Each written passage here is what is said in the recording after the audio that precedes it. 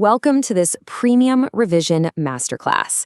I'm your host, and look, in my 25 years as a practicing chartered accountant and an ICAI faculty member, I've seen exactly where students drop easy marks. So today in this explainer, we're going to break down risk assessment and internal control completely from first principles. My goal for you is simple. I want you to understand these concepts deeply, remember them for the long haul, and walk into that exam hall totally ready to score maximum marks. Let's get into it. Here is our roadmap for this explainer. First, the audit risk equation. Second, the internal control shield. Third, the 5 components of IC. Fourth, evaluating controls. Fifth, testing those controls. And finally, we'll wrap up with a rapid-fire revision to lock it all in. All right, Section 1, the audit risk equation. We are starting right at the root of every single auditor's biggest anxiety, getting it completely wrong. Picture this scenario. You've spent weeks, maybe months, at a manufacturing client's factory. You confidently sign off on a squeaky clean audit report, and then, a month later, a massive hidden inventory fraud explodes all over the news. Yeah. That is your absolute worst nightmare, and it is the literal textbook definition of audit risk. The risk that you, the auditor, give an inappropriate audit opinion when the financial statements are materially misstated. Now, to mathematically conquer this exam, you have to memorize this foundational formula. Audit risk is basically a function of 2 variables. It's the risk of material misstatement, which the ICAI examiners call ROM, multiplied by your detection risk. So ROM is simply the risk that the financials are already messed up before you even walk through the door to begin the audit. Detection risk, on the other hand, is the risk that your own audit procedures just fail to catch those mistakes. By the way, always write down the acronym ROM in your exam. It's a critical keyword they look for. Let's put ROM under the microscope for a second, because it's actually made up of 2 distinct parts: inherent risk and control risk. Think of the company's financial statements as a giant castle. Inherent risk, that's the natural threat of outside invaders. It's the susceptibility to misstatements before you even consider any defenses, like, say, a highly complex accounting estimate that even management doesn't fully understand. Control risk, though, is the chance that the castle's guards, meaning the internal controls, fall asleep on the job and totally fail to prevent or detect those misstatements. Moving on to Section 2, the internal control shield. We just talked about those castle guards, so let's look at how a company actually builds that defense mechanism. Okay, here is a definition you absolutely need to lock in. Internal control is a process designed, implemented, and maintained to provide reasonable assurance regarding financial reliability, operational efficiency, asset safeguarding, and compliance. The absolute most crucial point here is that exact phrase, reasonable assurance. I've graded countless papers, and let me tell you, ICAI examiners practically cheer when they see that phrase. But why not absolute assurance? Well, because internal controls are your corporate shields, sure, but they can never offer absolute perfection.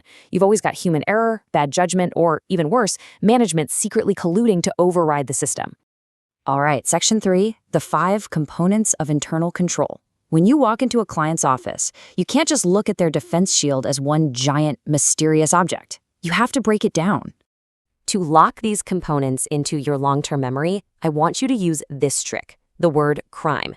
Just remember crime to instantly recall the 5 interconnected components of any internal control system. C is for control activities. R is for risk assessment process. I is for information system. M for monitoring of controls. And E for environment. Seriously, if a question asks for the components of internal control, just scribble crime in the margins of your answer sheet and expand on each one. You'll nail it every time. Let's zoom in on that E for a second, which stands for control environment. This is the absolute foundation, guys. It sets the cultural tone for the entire organization. Building this environment involves communicating ethical values, committing to competence, getting active participation from those charged with governance, and setting management's overall operating style. In my 25 years of practice, I can promise you this. If the tone at the top is corrupt, if the CFO just doesn't care about ethics, that entire shield is completely compromised, no matter how beautiful the paperwork looks. Section 4, how to evaluate controls. So you know what internal controls are, you know the crime components, but how do you actually document and evaluate them as a working auditor? Well, as you'll see here, you essentially have 4 distinct tools in your toolkit to figure out if the client system is doing what it's supposed to do. Let's break down exactly when to use each one. This breakdown is absolute gold for your case study questions, so pay attention. First, you have the narrative record. This is a massive, exhaustive written description. It's really only best for small mom-and-pop shops where there isn't a formal system in place. Then you've got the checklist. This is super handy for your junior audit staff on the job. It's just simple yes, no, or not applicable answers. Next is the Internal Control Questionnaire, or ICQ. This one is highly comprehensive, and you actually issue it directly to the client's executives for them to fill out. And finally, the flowchart, which gives you this beautiful, concise, graphic bird's-eye view. For the exam, always recommend a narrative record for the small businesses, but definitely suggest an ICQ or a flowchart for large, complex corporations so you don't miss any massive red flags. On to Section 5, Testing Controls for the Exam. We're moving from the theory of evaluating the design straight into practical application, which ICAI absolutely loves to test. Listen up, because this is where students constantly trip up. There is a huge difference between evaluating a system's design on a piece of paper and actually performing tests of controls to see if those guards are genuinely doing their jobs in reality, day in and day out over the entire financial year. If a 4-mark case study drops on your desk asking for tests of controls, or TOC, you must list these 4 specific methods. First, inspection, actually verifying documents to ensure proper authorization. Second, inquiry and observation. As an auditor, I never just ask a clerk what they do. I physically stand there and observe them doing it.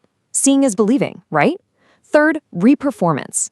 This is the auditor's independent execution of the control, like literally doing a bank reconciliation yourself to see if it matches the client's work.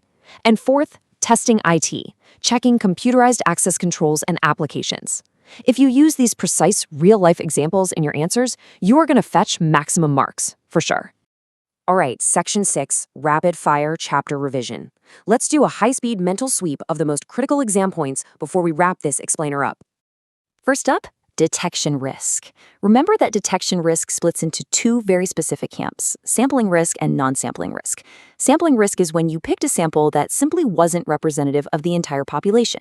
You know, maybe you just got super unlucky with the specific batch of invoices you decided to check. But non-sampling risk? That is when you, the auditor, messed up. You reached an erroneous conclusion because you applied a completely inappropriate audit procedure right from the start. Next up, burn this golden rule right into your brain for those MCQs. There is a strict mathematical inverse relationship between control risk and internal control efficiency. It's like a seesaw. When the efficiency of an entity's internal control is high, your control risk is mathematically low. And when their efficiency is garbage, your control risk shoots right up. It's a very simple concept, but ICAI loves to test this basic relationship, so don't get caught out. I want to leave you with this final, real thought provoker for your complex case studies.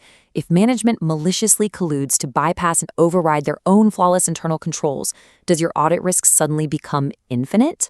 Well, think back to our formula. If management bypasses that shield, your control risk skyrockets. So to keep your overall audit risk at an acceptably low level, what do? You have to drastically alter your detection procedures. You got to test more, dig way deeper, and crank up your professional skepticism to save the audit. Think about that dynamic as you review your notes today. Keep studying from first principles, master these core concepts, and with the right mindset, you are absolutely going to conquer this exam.